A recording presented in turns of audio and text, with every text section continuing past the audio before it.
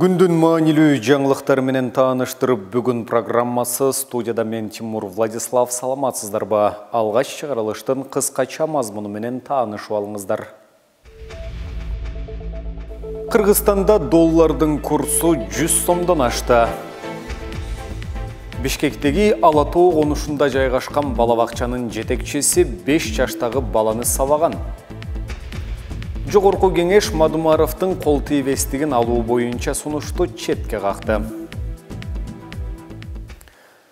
Жогорку кеңеш 9 марттагы сессиясында Кумтөрдөгү Авал жана Центрра Голд менен келишимди жабык кароого киришти. Буга чейин келишим комитетте дагы жабык каралганы белгилүү болду. Жыйынга министрлер кабинетинин төрагасы Акылбек Жапаров баштаган бардык өкмөт мүчөлөрү катышып жатат. Депутаттар жыйын тууралуу айтуудан баш тартышууда. Айрым депутаттар министрлер кабинетинин төрагасы Акылбек Жапаров маалыматты айтпай турууну өтүнгөнүн билдиришти. Сессияга президент Садыр Жапаровдун дагы келип, министрлер кабинетинин жаңы дайындалган мүчөлөрүнүн ант берүү азымына катышат. Канадалык Центрра Голд компаниясы башкарып келген Кумтөрдө кыргыз өкмөтү 2021 жылы май айында өз карамагына алган. 2021 жылдын 19 декабрында президент Садыр Жапаров Жалалабадтагы иш сапары учурунда эл менен жолугушканда Кыргызстан Кумтөрдүн үзүрүн 2022 жылдан тартып көрө баштаарын, январ айына карата бул ишканадан түшө турган таза киреше 300 миллион долларга жетери болжолдонуп жатканын айткан. 2 январда президент Садыр Жапаров Кумтөр кенине барган учурда Центрра менен сүйлөшүүдө жакшы жылыштар бар экенин билдирген.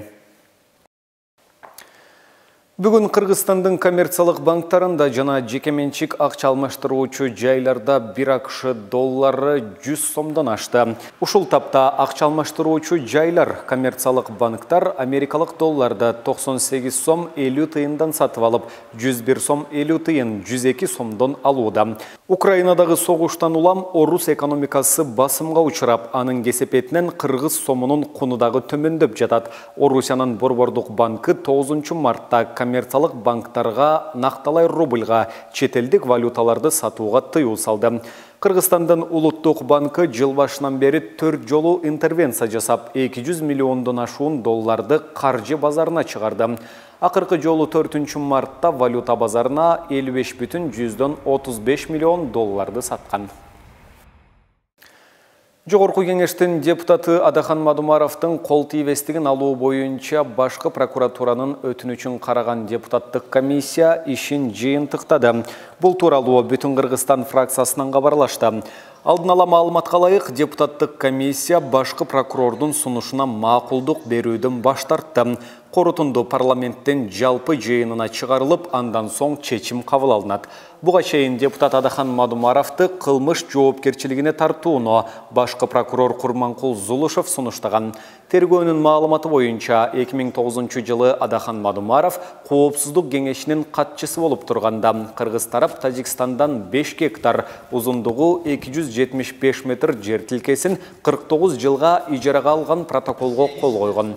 Кыргызстан бул аймак тактала электигин билдирип келет. Ишти иликтеп чыгуу үчүн атайын комиссия түзүлгөн. 3 мартта депутаттар Мадумаровду кылмыш жоопкерчилигине тартуу боюнча башкы прокуратуранын маалыматын жабык эшик артында угушту. Башкы прокурор Курманкул Зулушев Мадумаровго козголгон мамлекетке чыккынчылык кылуу беренеси, кызмат абалынан кыянат пайдалануу беренесине өзгөрөөрүн маалымдаган. Акыркы учурда бийликке жакпаган жалпыга маалымдоо каражаттарын ордуна коюу аракети жүрүп жатат. Бул тууралуу Жогорку кеңештин депутаты Исхак Масалиев билдирди.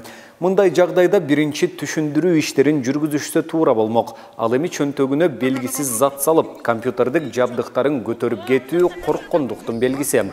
Ошол эле учурда айрым массалык маалымат каражаттары аша чаап, текшерилбеген маалымат таратты деген кээ бир пикирлерге кошулам.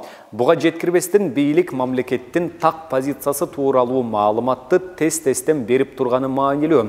Мамлекеттик маалымат боюнча саясатты бир аз четте калып жатат. Бийликке жакпаган жалпыга маалымдоо каражаттарды ордуна койгон аракет ачык эле байкалууда. Ошол эле Next TV телеканалы жана башка басылмалар ар кандай жол менен кысымга алынууда. Турмушта деле аргумент жетиштүү болбосо муштум колдонушат. Ошол сыяктуу эле болуп жатат. Бул жакшылыкка алып келбейт, деди Масалиев. Балдардын укуктарын коргоо лигасынын директору Назгүл Турдубекова социалдык тармактагы баракчасына Бишкектеги Ала Тоо конушундагы балабакчалардын бириндеги жетекчиси 5 жаштагы баланы урганы тууралуу билдирүү жазды. Балдардын укуктарын коргоо лигасына 5 жаштагы баланын апасы кайрылды. Анын айтымына караганда, баласын менчик балабакчанын жетекчиси башына чаап, кулагын бурап, дааратканага киргизип, жарыгын өчүрүп койгон деп жазган ал. Ал белгилегендей, сабалган баланын ата-энеси милицияга кайрылган. Азырынча Ички иштер министрлиги окуянын чоо жайын иликтеп жатат. Ош облусунун Өзгөн шаарынын мэри Нодырбек Каримов мыйзамсыз жер берүүгө шектелип жатат. Бул тууралуу башкы прокуратуранын басма сөз кызматы 9 мартта билдирди. Маалыматта Каримов 2015 жылы мыйзамсыз токтомдорду кабыл алып, шаардагы Саракси, Борбордук, Жаңы Өзгөн, 32 жана Гузар кварталдарындагы жалпы 9038,5 чарчы метр жер тилкесин 22 жаранга берип жибергендиги аныкталган айтылат. Тергөөнүн жыйынтыгы менен прокуратура Каримовка кылмыш жаза кодексинин 337 беренеси менен айыбы угузулуп, кылмыш иш негизинен кароо үчүн райондук сотко жиберилген.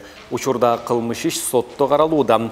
Райондук прокуратура жогорудагы жер тилкелерин мамлекетке кайтаруу үчүн сотко кайрылган. Мэр жана анын жакындары тараптан окуя боюнча комментарий боло элек. Мына ушуну менен бүгүнкү берүүбүздү жыйынтыктайбыз. Кийинки эфирлерден амандашканча сак саламатта туруңуздар.